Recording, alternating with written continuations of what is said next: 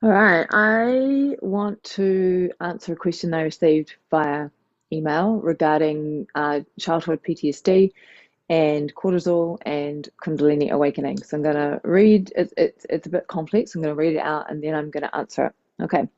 I have a question regarding the trauma response in childhood, where cortisol was constantly aroused and then diffused, as you would say, then placed in another persona in order to live somewhat in illusion, whereas to be dealt with at a later date. Apparently, now in my case, as I revisit these earlier events.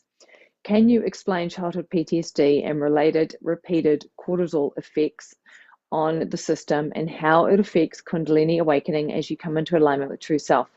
And perhaps you can direct me to other possible resources. I understand both energies to be highly charged and yet so different. Is this a matter of yin yang possibilities in terms of energetic expressions? Sorry, not really sure what I'm trying to say yet. Okay, so let me just really feel into. So, the first thing when I receive an email like this is what is actually being asked? What is the essence of the question? So, when I feel into the essence of it, can you explain PTSD and related cortisol effects on the system and how it affects Kundalini awakening as you come into alignment with true self? Okay, not specifically. I don't know much about anatomy. I don't know much about cortisol, etc. What I do know, what I have directly experienced, is the liberation process that unfolds once there is Kundalini awakening, right? And so that liberation process is all about the resolving of unfelt emotional experiences and the resolving of karma. Sometimes it includes the completion of nervous system responses. So what's interesting here is we have almost two different views. We have the Western medical view, which talks about things like PTSD, cortisol, etc. And then we have, say, the Tantra Yoga view, which talks about things like Kundalini and Kundalini awakening. And there's absolutely overlap between these things. And so one of the questions that I will often sit with or ask myself is what is the most beneficial way for me to perceive this in order to devour, digest, and dissolve it? Now, I do have direct experience of PTSD, right, as a result of experiences that happened in childhood and that were repressed. The way that I see it is that when Kundalini awakens, part of what happens then is the purification process. And the purification process is the devouring, digesting, and dissolving of samskaras, unresolved emotional trauma and patterns, vikalpas, beliefs, and karmic imprints or impressions or ways of behaving that have been neurologically wired in because we habitually do that, right? And so all of those things start to get purified because none of these things are who or what we are, okay? So from the perspective of Kundalini's awakened as childhood PTSD, what do I do?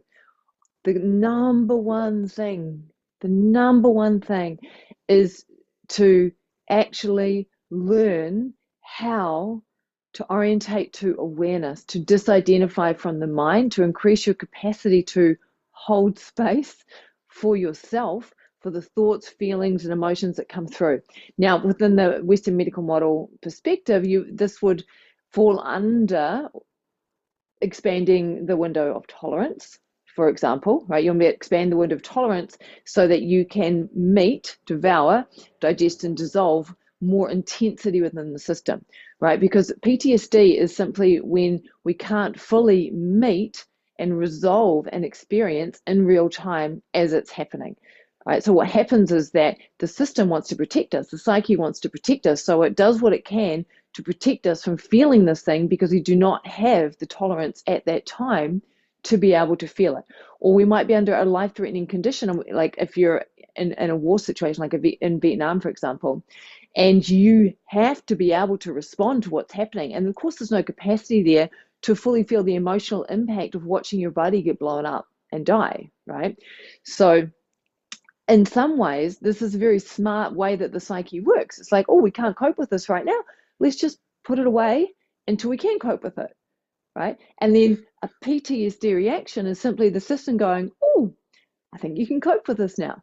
So there's nothing wrong when there's a PTSD reaction, it's simply an invitation to get really curious, and in whatever way works for you, whether that's with a therapist or a somatic therapist or with a close friend or by yourself, in whatever way works for you, just simply fully devour, digest, and dissolve what's there, the emotions and the nervous system response.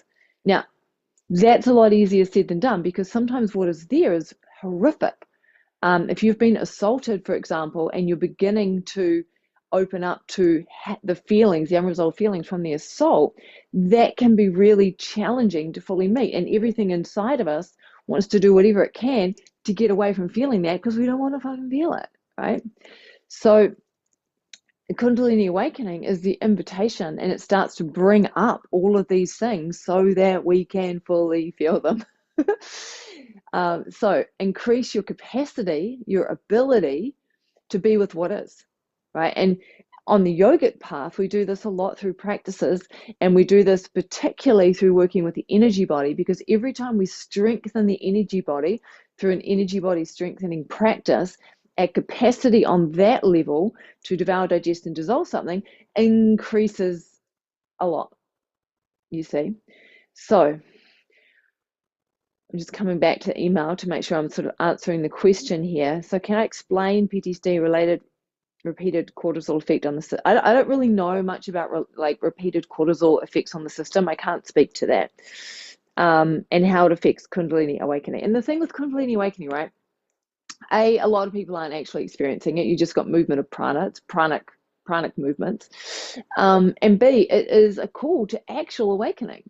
That's what's going on. It's like saying, wake the fuck up. And so it's asking us to practice. I just can't speak highly enough of practice, right? Kundalini Awakens, get curious, find a teacher, find the text, find the path, find the lineage, find the practice, and dive into practice.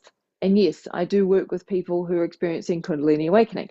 And yes, I do have a 4-week course for integrating your Kundalini Awakening, which includes key practices that support with that. One of them is orientation to awareness. It's a very simple practice.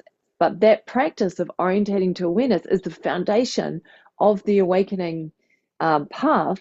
And when we are able to orientate to awareness, right, become that, then whatever arises and subsides within us will burn up, because we are no longer attaching to it or in aversion to it.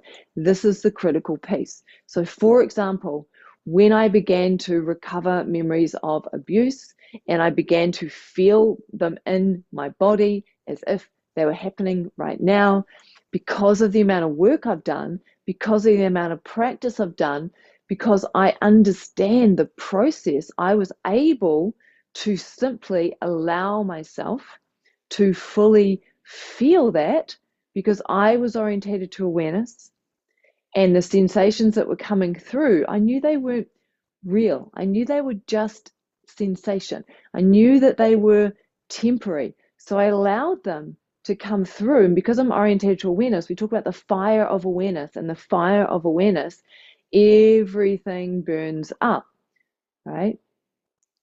So that's the thing with Kundalini, is that it's inviting us to orientate to awareness, to know ourselves as awareness so that we can purify. And there are a whole bunch of different practices in the tantric traditions and the yogic traditions that support the purification process.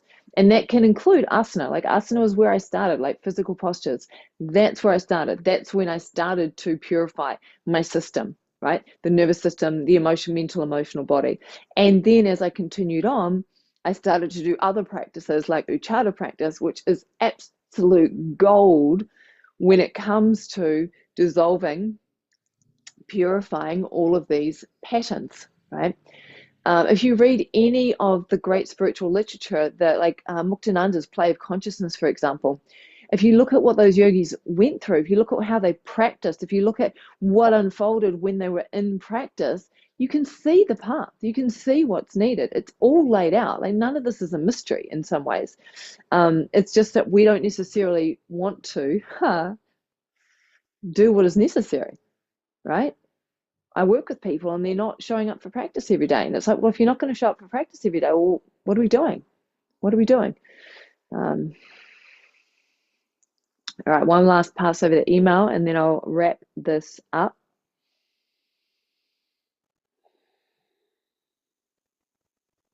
I mean, what I would say is that if you are experiencing childhood PTSD, find yourself a really good somatic therapist who understands things from the tantric or yogic perspective, right? Because you need someone who has that broader view that understands it through a medical model, which is important, okay? And also understands it within an awakening and liberation model, which is also really, really important. Like I've done this by myself. But that doesn't mean that you should or even can do this by yourself. For whatever reason, I just went in and did a shit ton of practice, and whatever I met, I trained myself to be able to dissolve it, to be able to digest it.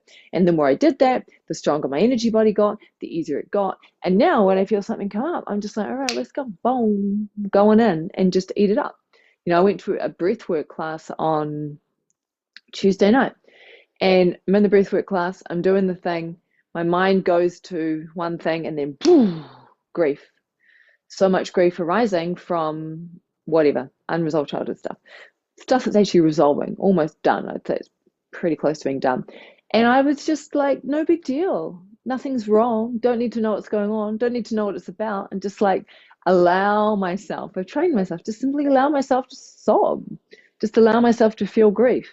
Because there's a point on this path when feeling uncomfortable or challenging emotions isn't actually uncomfortable or challenging anymore. It is simply what is happening. And when we learn to just really meet whatever's there, the inherent joy of awareness, the inherent joy of beingness that exists in every moment starts to reveal itself. I keep coming back to this email and I feel like there's something here that I am missing. I understand both energies to be highly charged and yet so very different. Okay, so I'm curious about, I'm not 100% sure what you mean by both energies. Do you mean that Kundalini is an energy? And do you mean that PTSD or cortisol is an energy? Kundalini is a way of describing life force, just the life force, right? That which animates us, that which makes us alive. And it's not even that we awaken to Kundalini. It's like, oh, no, it's not even that Kundalini awakens. Kundalini is always awake. Energy is always there. It's always awake. It's that we awaken to it. The delusion or illusion that we are control, the delusion or illusion of the story of me, the delusion or the illusion of the individual sense of self just starts to kind of be revealed for what it is. So they're not two different energies here. Yeah, that's one thing I would say.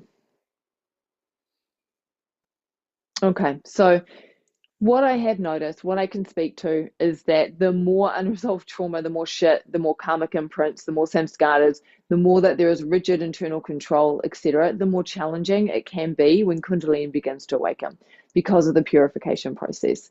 And so, like I said before, find yourself a really good somatic therapist, find yourself a teacher that you can work with who understands Kundalini and also has some understanding of how it works with trauma, etc. Find yourself a lineage or a path. Like I found Trika Shaivism, which is the tantric yoga path. And when I found that, everything dropped into place, right? And just show up, do the practices, do the inner work, and allow yourself to surrender to what is being asked of you as you purify all of what is arising. Alrighty, so my name's Kara-Leah, and yes, I work with people who are integrating Kundalini Awakening. You can check out my website, check out the links on YouTube, and just reach out if you have any questions. Blessings on the goddess.